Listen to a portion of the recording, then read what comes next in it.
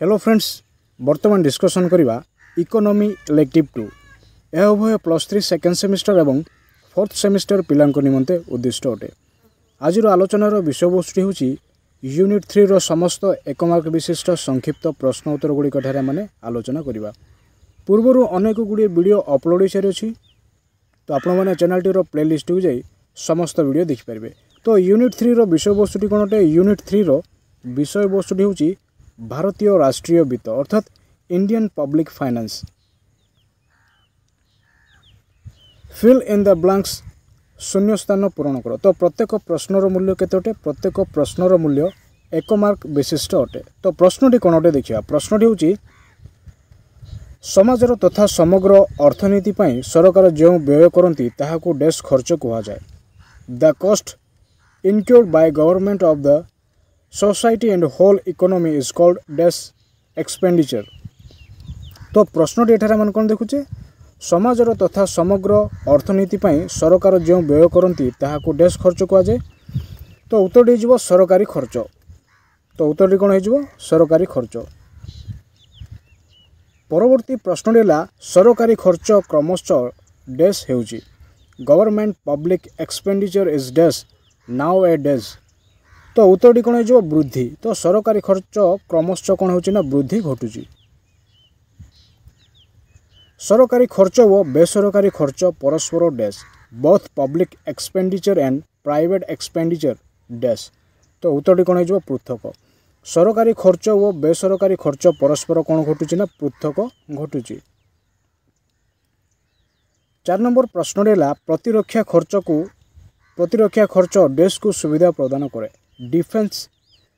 Defence expenditure gives benefit to dash. तो उत्तरटी कौन हो? समग्र समाज। प्रतिरक्षा खर्च समग्र समाज को कौन करुछि ना सुविधा प्रदान करुछि बा करे। 5 नंबर प्रश्न होछि बेकारी भत्ता डैश को सुविधा प्रदान करे।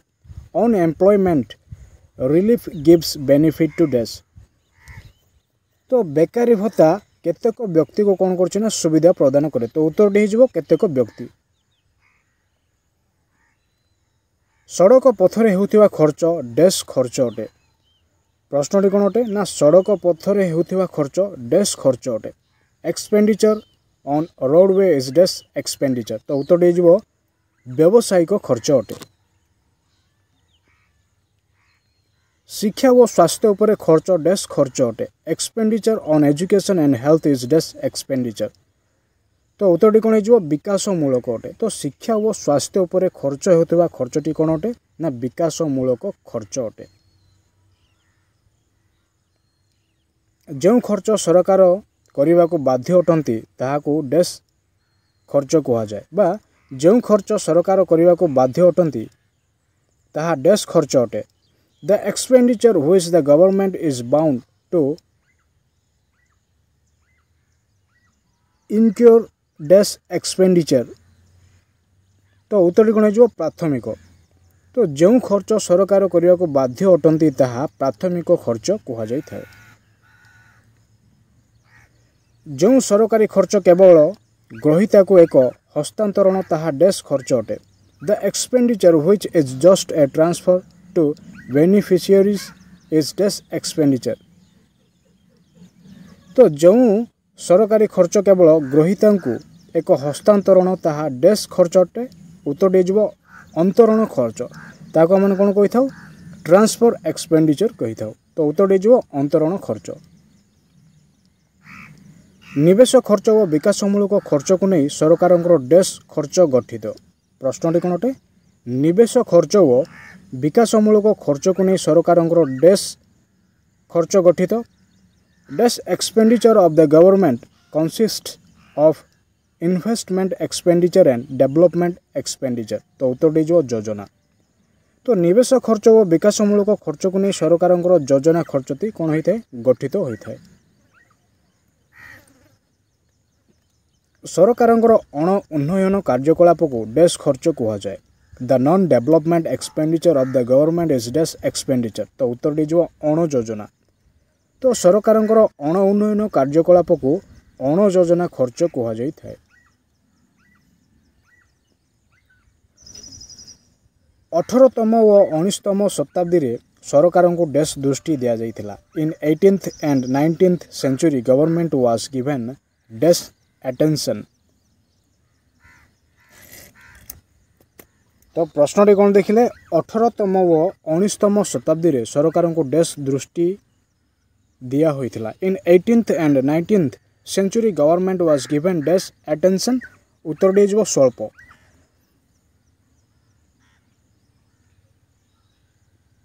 एडम स्मिथ डैश नीति सपक्ष रे मत पोषण करथिले। Adam Smith had given in favour of dash policy. तो उत्तर डी जो स्वच्छंद्य नीति बा लेसिस फेयर।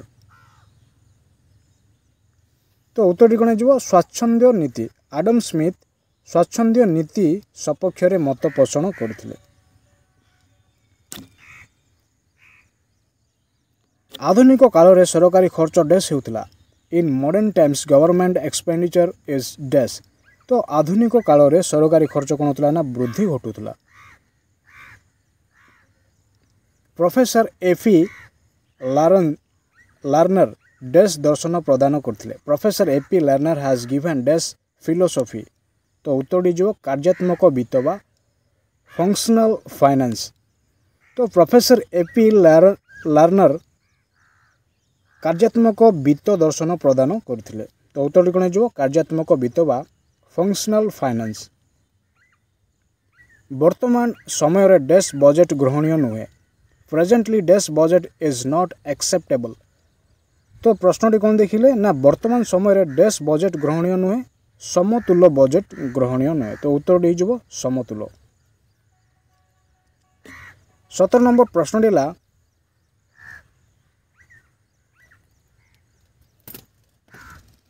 प्रोफेसर वाग्नर मतरे राष्ट्र रे अर्थनैतिक विकास अनुभूत हेले सरकारी कार्यकलाप डैश हुए। When economy development takes place, expenditure of the government dash. तो उत्तर जो वृद्धि पाए।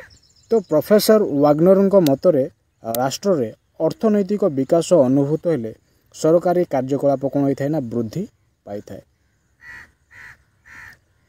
एंजेल नियम अनुसार आयर वृद्धि सहित खाद्य प्रति आयर स्थितिस्थापकता डैश हुए। According to the Engel's law with increase in income the income elasticity of demand for food dash. तो उत्तर जो ह्रास घटी थाए। तो एंजेल नियम अनुसार आयर वृद्धि सहित खाद्य प्रति आयर स्थितिस्थापकता डैश होता है ना ह्रास पाई थाए। वाग्नर मतरे सरकारी सेवा पाई आयर स्थितिस्थापकता डैश रु अधिक। प्रश्नटी कौन देखुचे ना वाग्नर मतरे सरकारी सेवा पाई आयर स्थितिस्थापकता डैश रु अधिक। According to Wagner income elasticity of demand for government service is dash. तो उत्तर जो 1 रु अधिक। वाग्नर मतरे सरकारी सेवा पाई आयर स्थितिस्थापकता 1 रु अधिक होता है। टिकस व अणटिकस उत्सर प्राप्त राजस्व को डैश बजेट आलोचना करे। Dash budget discuss revenue for tax and non tax revenue. तो उत्तर हेबो कौन राजस्व बजेट। टिकस व अणटिकस उत्सर प्राप्त राजस्व को राजस्व बजेट आलोचना करिथाए। केंद्र सरकारंकर मोट राजस्व प्राप्तिर अधिकांश भाग डैश र अंश अटे। Of the total revenue received by central government the major person is dash. प्रश्नटी कौन देखले of the total revenue received by central government the major person is dash. उत्तर जो टिकस राजस्व। टंका छापिबारु केंद्र सरकारंकर आय डैश राजस्व अटे। Income of central government for printing notes is dash revenue. अणटिकस तो टंका छापिबारु केंद्र सरकारंकर आय डैश राजस्व अटे ना अणटिकस राजस्व अटे। केंद्र सरकारंक द्वारा नीट बजार ऋण सरकारंकर डैश आय अटे। Net market loan by central government is dash income. तो उत्तर जो पुंजी आय। तो केंद्र सरकार द्वारा नीट बजार ऋण सरकार पुंजी आय अटे। केंद्र सरकार योजना प्रकल्प को पांठी जोगाण डैश खर्च अटे। केंद्र सरकार योजना प्रकल्प को पांठी जोगाण डैश खर्च अटे। Supply of funds by central government to plan project is dash expenditure. तो उत्तर दीजिए पुंजी खर्च।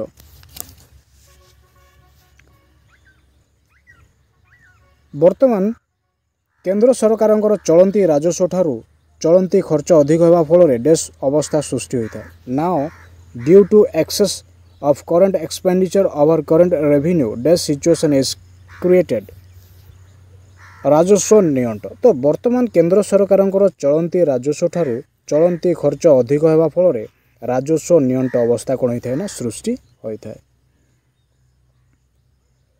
पुंजी परिसंपत्ति उपरे टिकस डैश टिकस राजस्व। Tax on capital asset is the tax of dash. तो प्रश्नटी कौन देखुचे ना पुंजी परिसंपत्ति उपरे टिकस डैश टिकस राजस्व। Tax on capital asset is the tax of dash. उत्तर दीजिए केंद्र सरकार। वर्तमान केंद्र सरकार पर राजस्व सबुठु गुरुत्वपूर्ण अंश dash. At present the main source of revenue of central government is dash निगम कर। तो उत्तरटी होची निगम कर। वर्तमान केंद्र सरकार पर राजस्वर सबुठु गुरुत्वपूर्ण अंश होची निगम कर। निगम कर होची बृहत व क्षुद्र रजिस्ट्रीभुक्त कंपानी और निगमर डैश उपर एक टिकस। Corporate tax is a tax on dash of large and small registered companies and corporation। निगम कर हेउची बृहत व क्षुद्र रजिस्ट्रीभुक्त कंपानी और निगमर डैश उपर एक टिकस अटे। उत्तरटी जो लाभ उपर एक टिकस अटे। भारत में सेवा कर डैश मसीह आरंभ होता। इन India service tax started for the year dash. तो उत्तरटी जो 1995 मसीहा ठारू 1996 मसीहा मध्य कौन होता ना भारत में सेवा कर टी आरंभ होता। जेतेबेले उच्च स्तर खर्च द्वारा स्वल्प स्तर खर्च सरकार द्वारा अपसारण हुए ताहाकू डैश प्रभाव कहा जाए। When low levels of government expenditure is displaced by high level of expenditure, it is called dash effect। तो उत्तरटी होची अपसारण प्रभाव वा डिस्प्लेसमेंट। जेतेबेले उच्च स्तर खर्च द्वारा स्वल्प स्तर खर्च सरकार द्वारा अपसारण हुए ताहाकू डैश प्रभाव कहा जाए। अपसारण प्रभाव वा डिस्प्लेसमेंट कहा जाए। गोटे बेसरकारी कॉलेज सरकारी कॉलेज हेले जो खर्च वृद्धि पाए ताहाकू डैश प्रभाव कहा जाए। When a private college became a government college and government expenditure increases, it is called dash effects। तो उत्तरटी होची परिदर्शन प्रभाव वा इंस्पेक्शन। गोटे बेसरकारी कॉलेज सरकारी कॉलेज हेले जो खर्च वृद्धि पाए ताहाकू डैश प्रभाव कहा जाए। परिदर्शन प्रभाव कहा जाए। सरकारी खर्चर निष्पत्तिमूलक सीमा अनुसार डैश प्रदान करती। The capital limit hypothesis of public expenditure was given by dash. सरकारी खर्चर निष्पत्तिमूलक सीमा अनुसार कॉलिन क्लार्क कौन करती ना प्रदान करती। उत्तर जो कॉलिन क्लार्क। क्लार्क मତରେ अर्थनैतिक कार्यकलाप सरकार अंश डैश शतकड़ारू अधिक होगा उचित। According to Clark the share of government of the economic activities must be more than dash. तो उत्तर जो 25 शतकड़ा। तो क्लार्क मତରେ अर्थनैतिक कार्यकलाप सरकार अंश 25 शतकड़ारू अधिक होगा उचित। संबलर उपयुक्त बंटन आयर यथार्थ बंटन व अभिवृद्धि द्रुततर पर डैश सरकारी क्षेत्र वृद्धि को यथार्थ बोली कही अच्छी। Dash said the public expenditure is justified for proper distribution of resources, income and acceleration of economic growth. ସମ୍ବଳର ଉପଯୁକ୍ତ ବଣ୍ଟନ, ଆୟର ଯଥାର୍ଥ ବଣ୍ଟନ ଓ ଅଭିବୃଦ୍ଧି ଦ୍ରୁତତର ପାଇଁ ଡେଶ୍ ସରକାରୀ କ୍ଷେତ୍ର ବୃଦ୍ଧିକୁ ଯଥାର୍ଥ ବୋଲି କହିଅଛନ୍ତି ନା ମସ୍ଗ୍ରେଭ୍। ତ ମସ୍ଗ୍ରେଭ୍ କ'ଣ କହିଅଛନ୍ତି ନା ସରକାରୀ କ୍ଷେତ୍ରରେ ବୃଦ୍ଧିକୁ ଯଥାର୍ଥ ବୋଲି କହିଅଛନ୍ତି। ଭାରତ ଏକ ସଂଘୀୟ ଦେଶ ଅଟେ। ଇଣ୍ଡିଆ ଇଜ୍ ଏ ଫେଡେରାଲ ଦେଶ। ତ ଉତ୍ତରଟି ହେଉଛି ପ୍ରଜାତନ୍ତ୍ର। ଭାରତ ଏକ ସଂଘୀୟ ପ୍ରଜାତନ୍ତ୍ର ଅଟେ। ଭାରତରେ ଡେଶ୍ ସ୍ତରୀୟ ସରକାର ରହିଅଛି। India has dash level government. ତ୍ରିସ୍ତରୀୟ ସରକାର ଭାରତ ମଧ୍ୟରେ ରହିଅଛି। ଉତ୍ତରଟି ହେଉଛି ତ୍ରିସ୍ତରୀୟ। କେନ୍ଦ୍ର ତାଲିକାରେ ଡେଶ୍ ଗୋଟି ବିଷୟ ରହିଛି। There are dash subjects in central list. 97 ଗୋଟି ବିଷୟ ରହିଅଛି। କେଉଁଠାରେ ନା କେନ୍ଦ୍ର ତାଲିକା ମଧ୍ୟରେ। ରାଜ୍ୟ ତାଲିକାରେ ଡେଶ୍ ଗୋଟି ବିଷୟ ଅଛି। In state list there are dash subjects. ତ 66 ଗୋଟି ବିଷୟ ରାଜ୍ୟ ତାଲିକାରେ ରହିଅଛି। ରାଜ୍ୟ ସରକାରଙ୍କର ସବୁଠୁ ଗୁରୁତ୍ୱପୂର୍ଣ୍ଣ ଖର୍ଚ୍ଚ ଡେଶ୍ ଅଟେ। The most important expenditure of state government is dash. ତ ଉତ୍ତରଟି ହେଉଛି ବେସାମରିକ ପ୍ରଶାସନ ଖର୍ଚ୍ଚ। ତ ବେସାମରିକ ପ୍ରଶାସନ ଖର୍ଚ୍ଚଟି ହେଉଛି ରାଜ୍ୟ ସରକାରଙ୍କର ସବୁଠୁ ଗୁରୁତ୍ୱପୂର୍ଣ୍ଣ ଖର୍ଚ୍ଚ। ରାଜ୍ୟ ସରକାର ଉଭୟ ଡେଶ୍ ଓ ଡେଶ୍ ମାଧ୍ୟମରେ ରାଜସ୍ୱ ଆଦାୟ କରନ୍ତି। State government collects revenue from both dash and dash source. ତ ରାଜ୍ୟ ସରକାର ଉଭୟ ଟିକସ ଓ ଅଣଟିକସ ମାଧ୍ୟମରେ ରାଜସ୍ୱ ଆଦାୟ କରନ୍ତି। କିଏ ନା ରାଜ୍ୟ ସରକାର। କେନ୍ଦ୍ର ଶାସିତ ଅଞ୍ଚଳଗୁଡ଼ିକ ଡେଶ୍ ରାଜସ୍ୱ ସଂଗ୍ରହର ଅଧିକାର ପ୍ରାପ୍ତ ନୁହନ୍ତି। Union territories are not allowed to collect dash revenue. ତ ଟିକସ ରାଜସ୍ୱ। ତ କେନ୍ଦ୍ର ଶାସିତ ଅଞ୍ଚଳଗୁଡ଼ିକ ଟିକସ ରାଜସ୍ୱ ସଂଗ୍ରହର ଅଧିକାର ପ୍ରାପ୍ତ ନୁହନ୍ତି। କେଉଁମାନେ ନା କେନ୍ଦ୍ର ଶାସିତ ଅଞ୍ଚଳଗୁଡ଼ିକ। ଖଣିଜ ଅଧିକାର ଉପରେ ଟିକସ ସଂଗ୍ରହ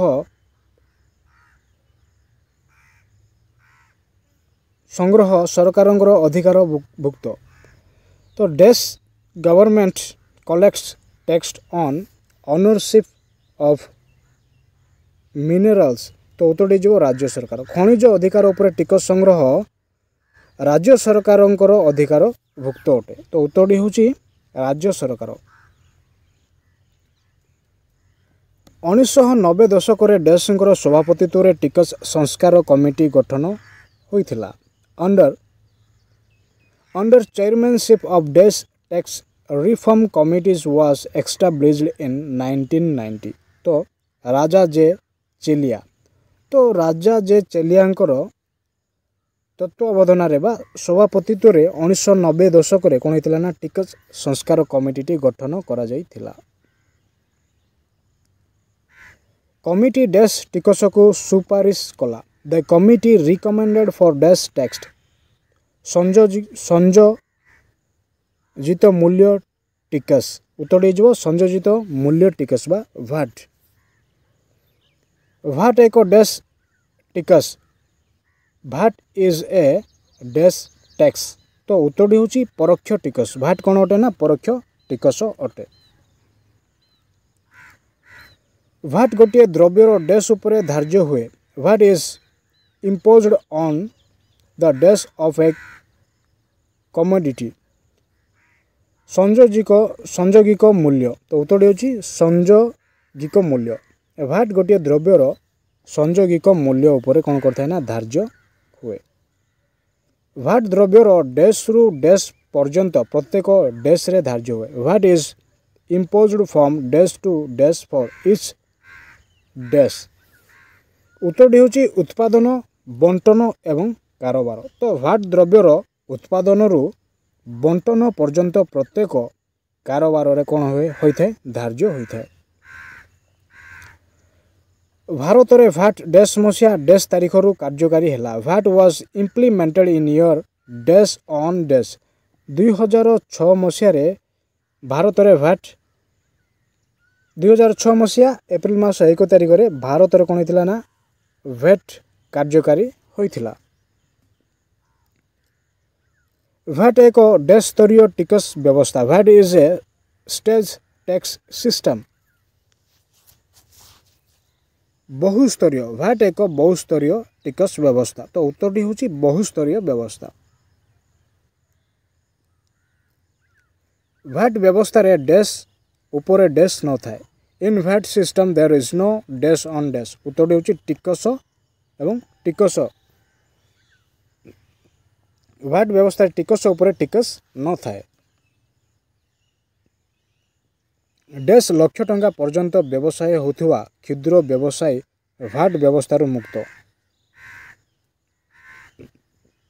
डैश लक्ष टंका पर्यंत व्यवसाय होथुवा क्षुद्र व्यवसायी भैट व्यवस्था मुक्त।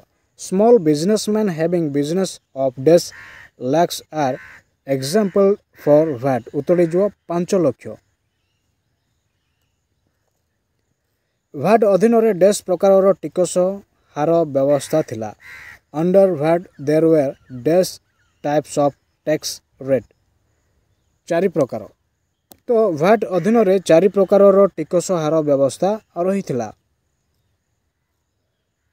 भैट व्यवस्था रे डैश द्रव्य प्रति सर्वाधिक टिकस हार थिला। Under VAT system maximum tax rate was for dash goods.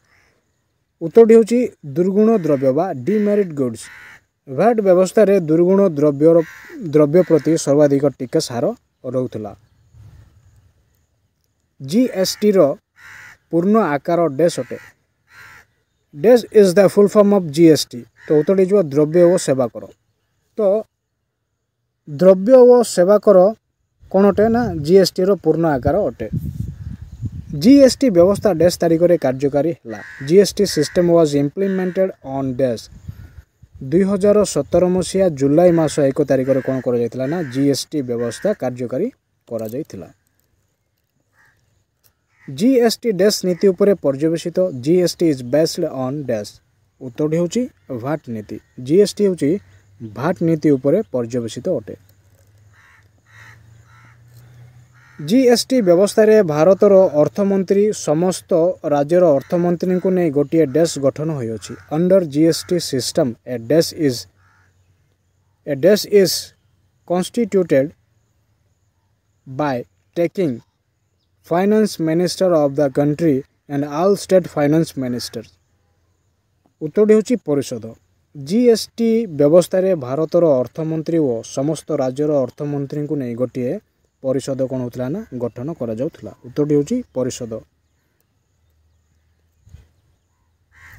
GST व्यवस्था रे केवल डैश माने ही टिकस प्रदान करती। Under GST system only dash पे टैक्स। उपभोक्ता माने ही से माने कौन करती ना जीएसटी व्यवस्था अनुसार से माने टिकस प्रदान करिथांती। जीएसटी को डैश टिकस मध्य कुआ जाए। GST is also known as dash tax उपभोक्ता टिकस। तो जीएसटी को उपभोक्ता टिकस मध्य कुआ जाई थाए। जीएसटी रो दुई मुख्य उपादान डैश और डैश अटे। The two main elements of GST are dash and dash. तो उत्तरटी हूँ सी जीएसटी एवं एस जीएसटी। जीएसटी रो दुई मुख्य उपादान है सी जीएसटी और एस जीएसटी। भारत रे सेवा टिकस डैश मसीहारू प्रचलित। In India service tax is implemented for dash. उत्तरटी जो 1986। तो भारत रे सेवा टिकस 1986 मसीहारू कौन होता ना प्रचलित होता। वार्षिक डैश लक्ष टंकारु कम विक्रय लब्ध आय होथुवा व्यवसायी पाई जीएसटी रजिस्ट्रेशन आवश्यक नहीं। वार्षिक डैश लक्ष टंकारु कम विक्रय लब्ध आय होथुवा व्यवसायी पाई जीएसटी रजिस्ट्रेशन आवश्यकता नहीं। GST registration is not necessary for business with less than dash of income for sale. उत्तर होची 20 लाख। वार्षिक 20 लाख टंकारु कम विक्रय लब्ध आय होथुवा व्यवसायी पाई जीएसटी रजिस्ट्रेशन आवश्यकता पड़े नहीं। अंतरराज्य व्यवसाय पर रेजिस्ट्रेशन डेस अटे। Registration is dash for inter state business. यह हूँ बाध्यतामूलक। तो अंतरराज्य व्यवसाय पर रेजिस्ट्रेशन कौन अटे ना बाध्यतामूलक अटे। 20 लाख रु 1,05 कोटी 1.5 कोटी विक्रय लब्ध आय व्यवसाय माने डेस श्रृंखला रे अंतर्भुक्त। The business with 20 lakhs to 1.5 crore come under dash यौगिक बा कंपोजिशन। 20 लाख रु 1.5 कोटी विक्रय लब्ध आय व्यवसाय माने यौगिक बा कंपोजिशन श्रृंखलार अंतर्भुक्त अटंती। 1.5 कोटी रु ऊर्ध्व विक्रय द्रव्य आय करुवा व्यवसाय माने डेस श्रृंखलार आसी नाहांती। The business above 1.5 crore come under dash scheme. उत्तर होची नियमित व रेगुलर। तो 1.5 कोटी रु ऊर्ध्व विक्रय द्रव्य आय करुवा व्यवसाय माने नियमित व रेगुलर श्रृंखलार आसी थांती।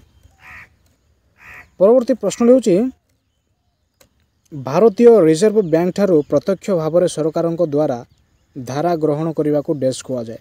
To borrow from RBI directly by government is called dash. तो उत्तर होची नियंट अर्थ जोगाण बा डिफेक्ट फाइनेंसिंग। भारतीय रिजर्व बैंक ठारू प्रत्यक्ष भाव सरकार द्वारा धारा ग्रहण करने को डेस कह जाए ना नियंट अर्थ जोगाण बा डिफेक्ट फाइनेंसिंग कह जाई थाए। 67 नंबर प्रश्न रहा देशर वार्षिक बजेट रे चलती राजस्व अकाउंट रे नियंट को डेस नियंट कह जाए। Defect in the current revenue account in the annual budget of the country is called dash. राजस्व नियंट व रेवेन्यू डिफेक्ट। देशर वार्षिक बजेट रे चलती राजस्व अकाउंट रे नियंट को डेस कह जाए ना राजस्व नियंट व रेवेन्यू डिफेक्ट कह जाए। परवर्ती प्रश्नटी कौन अटे? परवर्ती प्रश्नटी होची बजेट रो मोट प्राप्त आय डेस व डेस भाग रे विभक्त करा जाए। प्रश्नटी कौन अटे ना बजेट रो मोट प्राप्त आय डेस व डेस भाग रे विभक्त करा जाए। Receipt of income in the budget can be classified into dash and dash। प्रश्नटी कौन देखुचे ना बजेट रो मोट प्राप्त आय डेश व डेश भाग रे विभक्त करा जाए। उत्तरटी होची राजस्व आय बा जाका माने कोन कहिथाउ रेवेन्यू रिसिप्ट एवं पूंजी आय कैपिटल रिसिप्ट। भारत रे डेश नियंट बजेट संबंधी नियंट पाई प्रमुख दायी।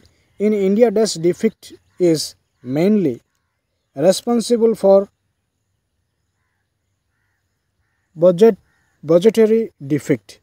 In India dash defect is mainly responsible for budgetary defect। उत्तर जो पूंजी हिसाब रे नियंट।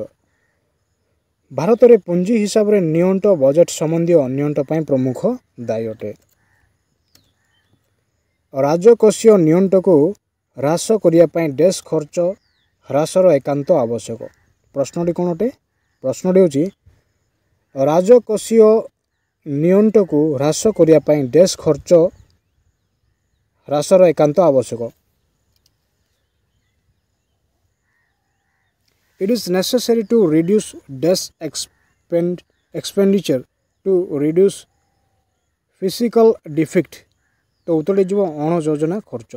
तो राजकोषीय नियंट को ह्रास करने डेश खर्च ह्रासर एकांत आवश्यक ना अण योजना खर्च नितांत आवश्यकता रही है। उत्तर कौन हो अण योजना खर्च।